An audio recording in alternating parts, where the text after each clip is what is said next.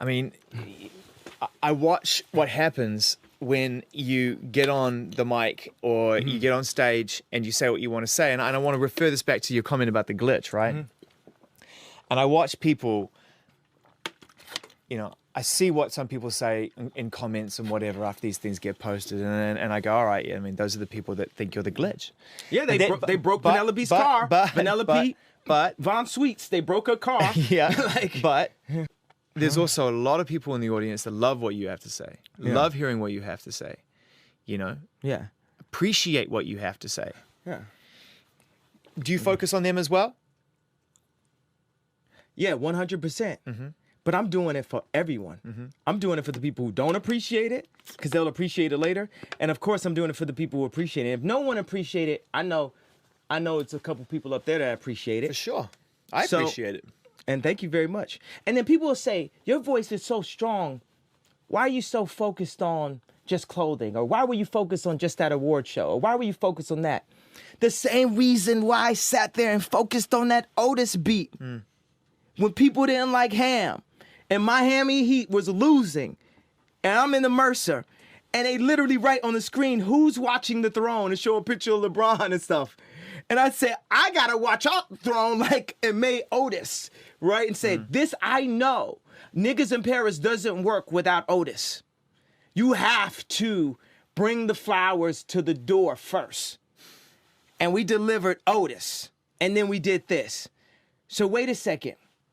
That's just a step towards this. Because people could say, what do you mean you want to help the world and you're so concerned about fashion? It's illegal to be naked. It's not illegal to not listen to music. That is a very high opinion to have. That is something that is extremely important. Shoes. You put on shoes every day. You walking down the street with no shoes, somebody might think it's something wrong with you. Sure. If you walking down the street without a headphone, it's like, oh, what's up? How you doing today? No headphones today? Cool. No music today. But if you no shoes? Look, man, what's going on? Yeah. You having problems with the family? Is he okay? Why are you? Socks at least? Yeah. Sandals? Something? Yeah. Flip-flops only very rarely. Flip-flops? Very rarely. Sandals with socks? I mean, keep it gangster? I'm from New Zealand. Flip-flops are far more standard. Yeah, exactly. But not for black dudes, though. No flip-flops for black dudes. I don't care where you at. I don't care where you at. No flip-flops for black dudes. Wear some hot-ass Jordans on the beach. Dude, we've covered some stuff. Now, can you do me a favor? Like, my brain is just like, I walked in here today, I was going to turn around to the guys I said, man, I hope I learned some stuff today. My God, I had no idea. But would you indulge in me for sort of 5 or 10 minutes? And would you let me just geek out on a music level? Because you know me. Yeah. I love hearing what you have to say. Some of it I love. Some of it upsets me because as a fan, I think you're too hard on yourself. But that's you. That's who you are. That's not for me to say. Yeah. But what points do you think I'm hard on myself? Well, I think you expect a huge amount of yourself on every level, as well you should. And I think that you expect a huge amount of everybody else to understand your motives at all times. Oh, no, I don't expect to be understood at all. Okay. But like, I don't expect to be, I think that there's people who are wired by their parents to understand what I'm saying. Sure. And there's people who are wired by their parents to reject what I'm saying. But that doesn't mean that after I make what I'm saying, that they won't use it, because they will. And I'm just saying, I want to make things. I want to be able to make things. And I'm not going to be able to make things that I can call Kanye West just by making T-shirts. At a certain point, it has to connect. I would not be here if it was not for a Rockefeller chain. If it wasn't for Jay-Z's blessing and his cosign and his protection when I was in New York City, Dolo, I would not be here in the way that I am. Through the category of the drug dealer filled rap game. Me as Kanye West, as a young revolutionary coming out of Chicago, would not have made it that far without Jay-Z being my big brother and watching my back at all times. And this new place that I'm going to and what I want to do, it has to be someone that says, because the thing is, I'm speaking to everybody, but I'm also speaking and sending cues to the right people to say, come and help me help everybody else. You will win with me. You will win. Let's talk about the production side of things, because you've opened the door to collaboration in a big way on this record. And even though you produced every song on this record, you've been very, very open to the idea of working with all sorts of very talented individuals. Yeah. Have you enjoyed that aspect of it? I mean, in the past, it hasn't necessarily been that much of a group mentality to making records. It's the only way I could do it at this point. I can't do it by myself. I can't. Like, I want it. I have no interest in sitting down in the studio by myself and making a track. Like when I made Overnight Celebrity, which is great, like I sat down there by myself and made it. And then people like, yeah, that's the answer. Make that music by yourself again. Yay, we want yay. But no, I don't feel like doing that. Yeah. I want to utilize the best resources that we have and have a conversation. As you see, I would rather have a conversation.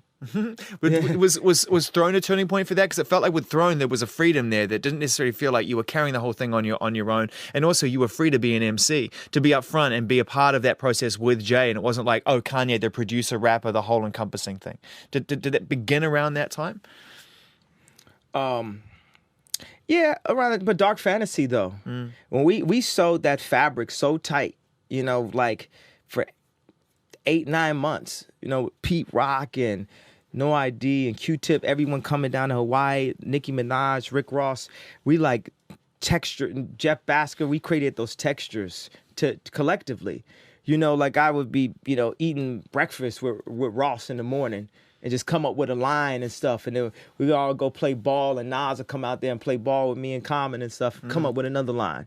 Then go there, and then Virgil will have an idea. We say that. Then Don C has an idea. And like, these are really great people that came together to make that. And that's what I learned that process a bit from working on clothes, because it's that communal, process a lot of times. You can't do it all on your own. You can't handle everything on your own. Hey, how about us as a people? We can't do it on our own. That's true. We have to understand that we're not each other's enemy. We have to stop discriminating against each other due to class and due to race and due to location or financial, position. We have to say, wow, that is the best version. Let's use it. Let's bring it to light. Let's move forward. Let's push forward as a civilization, because we're so jacked up on our own egos and so misguided by mainstream, marketing. We don't know what the fuck is real.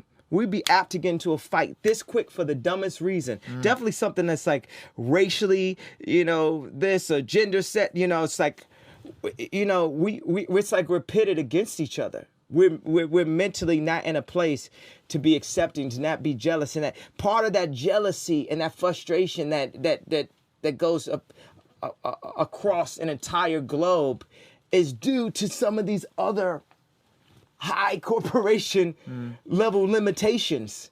Everybody is being served the nasty lunch food. And like, you heard the word minimalism a lot on this project. Even this, it's like, you give us what you need, may not be what you want. You give us what we need to proceed. Not what we necessarily want, because we can't be trusted to a certain extent, Yeah, because we don't have the education to know what to want. Yeah. We don't know what to want. This is what I was telling that writer in W. I'm learning what I want. This is the reason why I'm working at 5 architects at a time. But that time that I'm spending in a bad apartment, I can't get that back. And that education that I can get from working on it is priceless. And there's very few people that are in the position to educate themselves as much as I can educate myself. For me, it's constant information intake. I hang around architects mostly. Yeah, I want to talk about that side of things, because I know that's how, that's been talked about in relation to this record as well. And that blows my mind. I mean, for me, I try and connect the dots through my favorite records as much as I can, but I need you to help me connect the dots on how architecture and how a certain type of design that you surrounded yourself with whilst in Paris has somehow manifested itself into this, and how they're not separate things. Yeah, it all parallels. It's like, synesthesia, seeing sounds. It all parallels. People will tell you, this business isn't like this business. It's the same people everywhere you go. The same type of guy you might meet in Hollywood, you might meet that same type of character in fashion, you might meet that same type of character in music.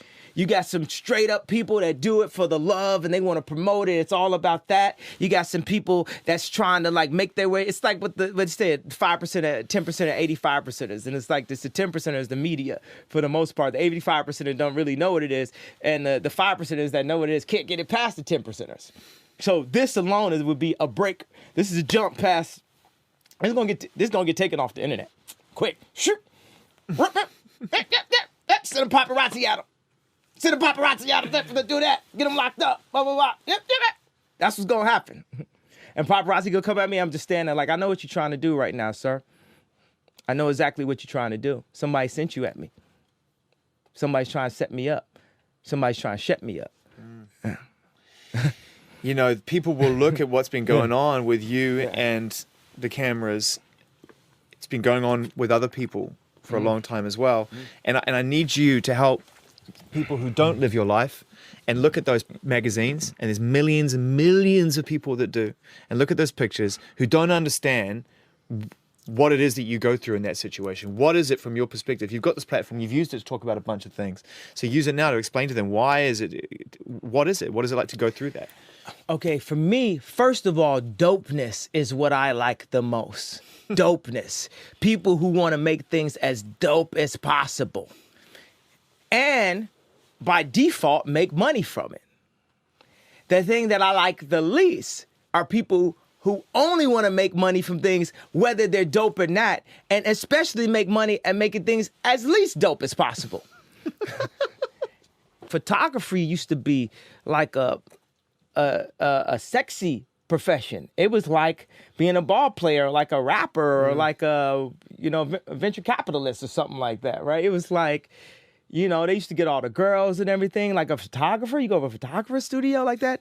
They completely, change what photography is supposed to mean. Same as how there's like plenty of musicians that are sold the fuck out and changed like the art of music, where people don't hold that to the highest level of genius anymore. Meaning like if there's a high level artist, like visual artist, or a high level clothing artist, they'll be held at a higher level of genius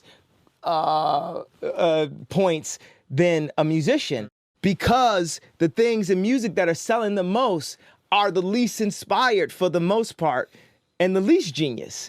So it confuses things. So I take that to paparazzi. It confuses it. Paparazzi is necessary, not even a necessary evil. It just needs to be legalized, meaning at a certain point, there's cutoff switches.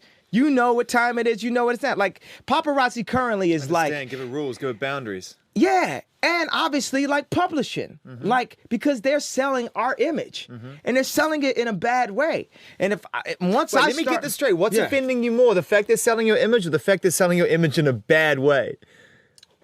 In a bad way. In a bad way. Right. A bad way, and I'm not getting paid for it. Right, there you go. So it's like the dopeness, which makes the money. I want the dopeness and the money. Yeah.